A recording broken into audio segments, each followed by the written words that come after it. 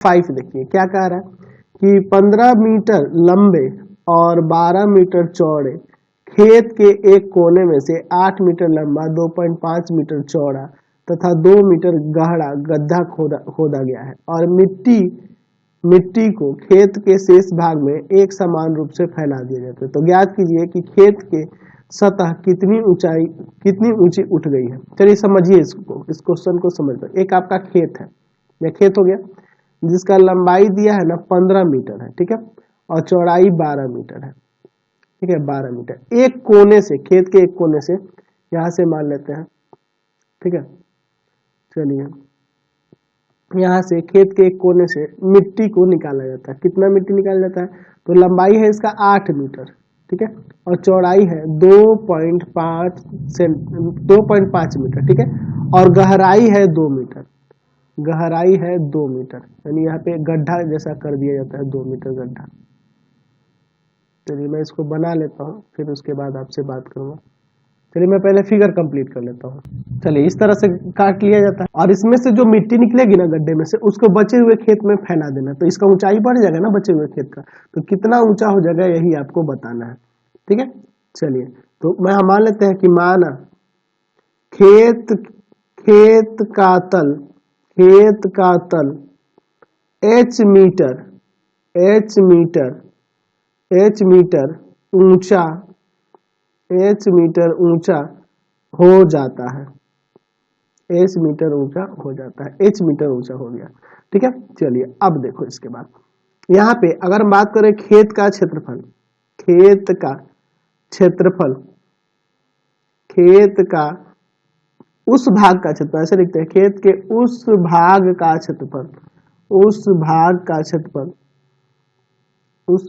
क्षेत्रफल जहां मिट्टी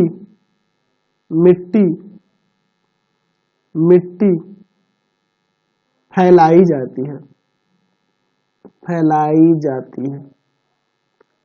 उस भाग का क्षेत्रफल जहां मिट्टी फैलाई जाती है, यानी ये वाला भाग।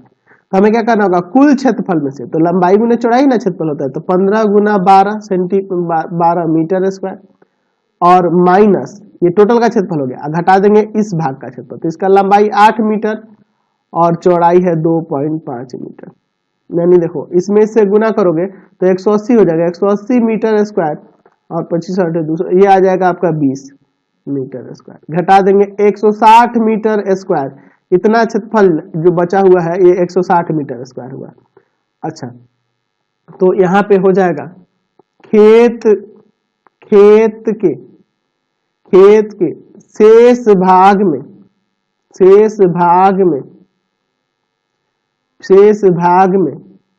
फैलाई गई मिट्टी का आयतन किसके बराबर होगा? तो गड्ढे के आयतन के बराबर,